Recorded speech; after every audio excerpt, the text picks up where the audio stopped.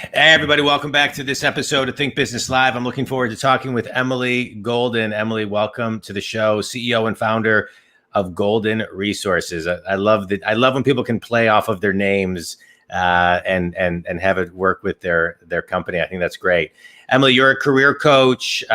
You are a coach. You're doing HR consulting services, but you're also the author of a new book, the New Golden Rule, the Perfectionist Guide to Greater Emotional Intelligence, a more fulfilling career, and a better life.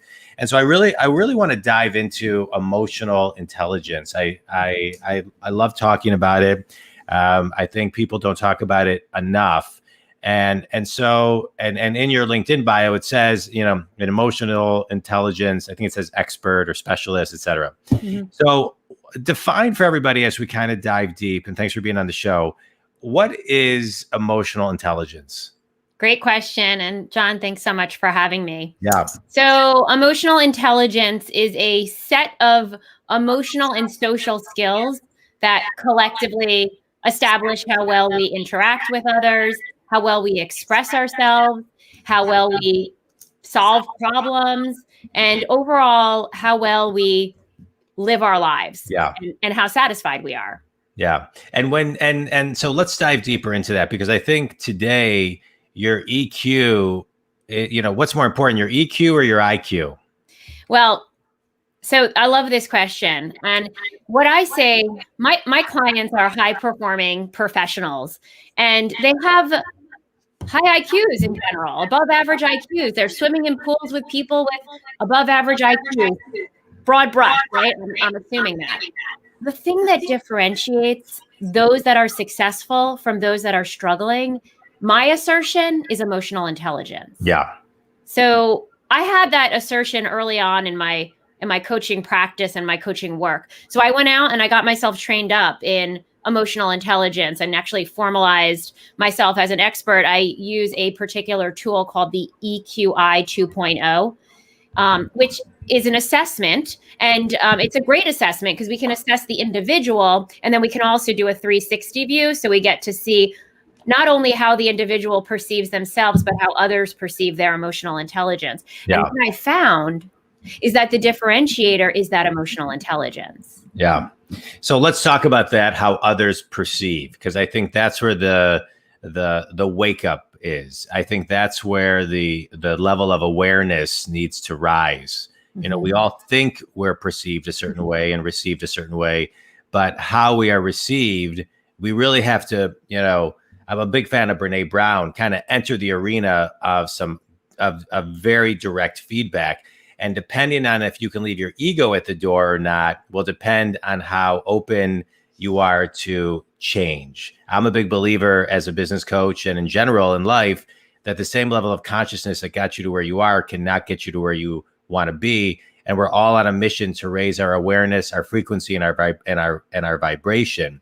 And so how does somebody get into a space? Because like you, I work with a lot of the same type of people that you're talking about. Some of them have bigger egos than others. And the bigger the ego, the harder it is to get to awareness in general. And so how are you educating people and breaking down the walls and barriers so they can receive feedback on how others receive them? This is such an excellent question. And there is some doing that I do to be able to enter the door, walk through the door. And a lot of it has really to do with the being of who I am, the energy that I give.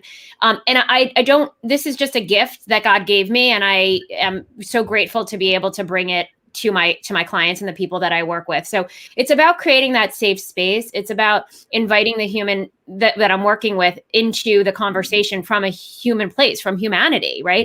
That if you truly want to evolve and get better, we must step outside the comfort zone. We must be willing to take a look in the darker places. And I talk about in the book that I say I have a fundamental belief that there are two sides to self. There's the golden self. I love playing on my name. Yeah. The highest and best self, the essence of who we are. And then there's this survival piece, the survival self, Sure. survival instinct, this mechanism.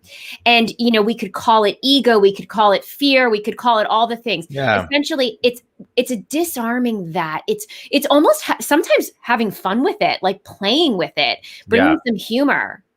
And so humility, bringing some humility to it. Yeah. Yeah. But how do I do it? It's building the relationship so that we can look together at what's really happening in service of that individual's future. I always say as a coach, I'm here to serve you, not please you.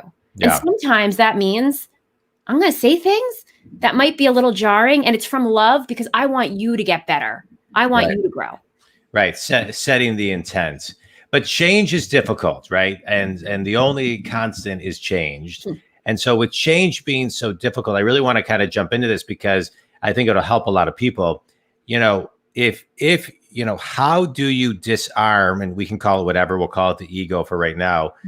How do you disarm the survivor mode, the defense mechanism, the ego, to really kind of just sit back and be more humble, lead more from the heart, and much with more transparency, and really change once you have the information, right? Yeah. Because you can one more thing, because you can rationalize it, or you can change, or you can really change. Yeah. Yeah. Well, and as a coach, being inside of a relationship where there's trust, being able to say, hey, you're doing that thing you do. Yeah. Right. Where like the wall is up, right? You're defending. When I'm going through the 360 results with my clients, a lot of times I'll hear, I think I know who said that, or I think I know who scored me that way. Yeah. And I'm constantly inviting the client to look at the thematic messages. And I'm asking them, do you want to create shifts? Because shifts can only happen if there is interest and willingness. So I am not interested in beating down the ego, right? It's like there has to be that interest in doing it, and then there has to be the ability to put it to the side. And it is a constant practice. It's not a perfect. Yeah. How does somebody grow their emotional intelligence? What's the commitment needed to grow emotional intelligence? Because you can't just take a test and be done, or read a book and be done. I mean, it's a constant process. So what's the path of evolvement there? Yeah. So first off, the great news is, unlike IQ, EQ is movable. It is growable. We know it. We've seen it. Okay. Yeah. So first, know that it is possible. Number two, once we understand where you are and you have made a commitment to grow your EQ, we like to look at a few different specific areas. So let's say, for instance, self-regard. In the tool I use, we talk about self-regard, and that's really self-confidence, or the belief in oneself. So maybe we'll set out to work on 1, 2, or 3 different areas. Yeah. And that looks like creating specific practices. How do you build self-regard? One way is to start talking to yourself the way you would talk to a friend. Yeah. And put Post-its around your house, or notes to yourself, or however you learn, but you must practice this on the daily, on the regular. Yeah. Have accountability buddies that are holding you. So it's using the information to come up with some customized practices. And just like you would never go to the gym once and be like, muscles are now built, I'm good. You must continue over time to do the work, to, whether it's talking more kindly to yourself, asking for accountability support. Yeah. Maybe even a practice of gratitude. A lot of times, emotional intelligence can be built very simply by asking, what's right? What's good? We are so magnetically drawn to what's wrong and what's negative in life. So even, just that practice alone, but then staying inside of the practice, raising your hand when you're having a hard time practicing. Yeah. Getting support. Yeah. Yeah. I love it. Let me ask you a question. So So now we're talking about emotional intelligence, and we're talking about how you're received, how you're getting feedback. And so now you've written this book on how to kind of take that to have a better life and a more fulfilling career. And it's called The New Golden Rule. And so the new golden rule is what? The new golden rule is to treat yourself the way you want others to treat you. Mm-hmm. And the reason I wrote this book, and it leads with the new golden rule, is because I found in my 17 years in corporate human resources, working in a few different industries, and in my experience working with individuals in coaching, that there was a common thread with these high performers, and that is we're not generally very nice to ourselves. There's also a theme of not being generally very nice to others in our head, like a critical voice. And so what I learned is it's the relationship that we have with number one, that informs it all. Yeah. And so at the heart of the new golden rule, and this is not to say the old golden rule is bad or wrong or anything like that. It's the new golden rule is all about coming back to you so that you can give you what you need in order to show up more powerfully. And look, I come from an honest place. I'm a mom. I have 2 children. Both have special needs. I have my own different needs. I've got my own medical issues. Taking care of myself was at the heart of my own transformation. Mm-hmm. And it wasn't until I was able to be kinder to myself that I was able to ask for what I really needed. And from that place, I've been able to create all that I've created. Yes, this business, which is amazing, but 2 thriving children, which is, the best. I have 2 children too. My son just turned 18. My daughter is about to turn 15. So that's great. But I have a question about the ask, right? So you're talking about, asking, how to take care of yourself, asking, what you need from others. But I think asking in general is very difficult for people, asking for help, especially the type of people that you and I work with sometimes. And I think it's hard in general, but asking for help can be very difficult. So what's the recipe for asking for help before you need it, not when you've crossed to a point where you're really, almost too desperate of a space? Right. Excellent question. Well, so I don't know that I have like a one recipe. Number one, I would say the most important thing is, who are you surrounding yourself with? So I am a big believer that our tribe is our vibe. So if you are a person who is wanting to evolve and develop and continue to grow, make sure that you're surrounding yourself with people who are also that way, and ask the people in your life for reflections. Yeah. That's important. When someone comes to me and they're, most of the time when people come to me, they're stuck, they're on the brink of something. They're like feeling like they might be going into a breakdown of sorts. I'm not talking about an emotional breakdown, just a breakdown of like, maybe I'm going to leave my job or Sure. And I always say there's access right there to a breakthrough. So let's talk about from the highest and best place, what is it that you really want? So just really being able to, I think it's about a willingness to be vulnerable and say, hey, I think I need support. And that takes a tremendous amount of courage. I don't know that I have like a recipe necessarily for how to do it, but certainly. No, but I know what you're saying. When someone comes to me and is in that state, I always reassure them and acknowledge the heck out of them, because that is a huge step. Yeah. Yeah, I want to talk a little bit. I love what you're talking about. A breakdown could lead to a breakthrough. I think that's so well said. Your book, the New Golden Rule, right? The Professional Perfectionist Guide to Greater Emotional Intelligence, a More Fulfilling Career, and a Better Life. One of my favorite quotes by Tony Robbins is, "Success minus fulfillment equals failure." And so I think as we sit here, I don't even remember what date it is, on the 18th of February 18th, 2021. Where we've all been living through COVID. And I think more than ever, more people are saying, what do I need to do to be fulfilled, really fulfilled, right? In alignment with my personal values.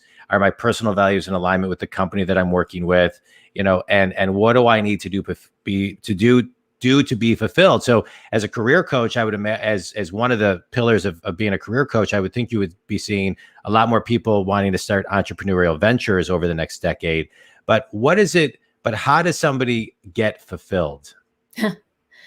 Well, it's an inside job. Yeah. Fulfillment. It's an inside job. And where it comes from is understanding yourself, understanding, as you mentioned, values, your core values.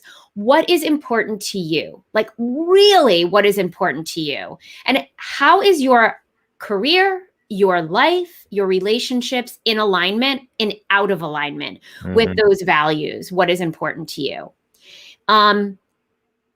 It's incredibly critical that at this inflection point that many people are at, that we really recognize that the work that, again, this is an inside job, and that by doing, I recommend, reading, of course, my book, is just one of the many, and I quote Brené Brown and a lot of the, the big leaders in this space, but fulfillment is knowing yourself. Yeah. And knowing what drives you. And another thing that leads to fulfillment is having a vision. Yeah. My life became so much more fulfilling when I had an idea of where I'm going. And I want to be super clear when I say that. I'm not attached to the vision I have for my life. It is in broad brushes, but I know where I'm going. Yeah. And that has me wake up every day and thank God that I'm able to keep going. And a lot of times when people are at that point of like, I'm unfulfilled, they've forgotten, or they don't know, they didn't get clear. Right. They never got clear. So one of the practices that I recently started taking on, in addition to every morning as my coffee brews, I write my gratitudes. I'm also now writing out 1 or 2 sentences about my vision for my business. Yeah. I think it's great. It's like any client that I work with, I'm always talking about, you need to keep the vision alive every single day in your organization and connect it somehow. And so if you're doing it with an organization, why not do it for yourself, right? You got to keep it alive. I mean, it's, days go by. It's like, last week seemed like a year ago, and it's, so time goes by so fast. So I love those tips. I think they're so priceless.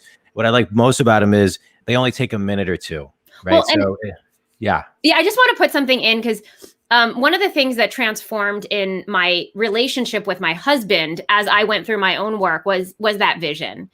Because in a partnership, any partnership, right? In a romantic partnership, you can become complacent, and it's like you're just, especially when you're raising kids, you've got dual careers. Once we started visioning, which we had done when we first got together, when we started visioning again, it was like, there was excitement back in the relationship. How cool is that? So I'm often talking about what's next for us and what's next for us. It brings a spark. Yeah, no, I think it's great. I love everything that you're talking about, Emily. You ready for a quick speed round? Yeah, let's go. All right. Favorite book and why? Oh, Brené Brown. Right now it's Dare to Lead. Anything Brené Brown, but love her. Yeah, Dare to Lead is great. Daring Greatly was, The reason is vulnerability is access to power. Yeah. 100%, man, woman, anything. Doesn't matter. Yep. Amen. I agree.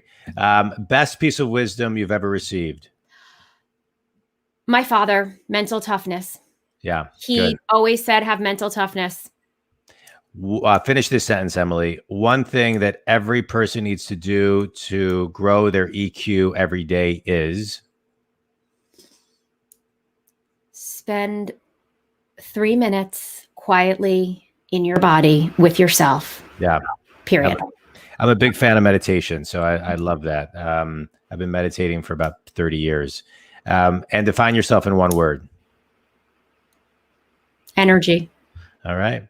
Tell everybody how they can connect with you, who your ideal clients are, and anything else you want to share. Sure. So you can connect with me on thenewgoldenrule.info. So that's the website where you can buy my book, and you can also find out information about me. My ideal client, so I work with individuals and organizations, high performing, often striving for excellence, sometimes get confused between perfectionism and excellence.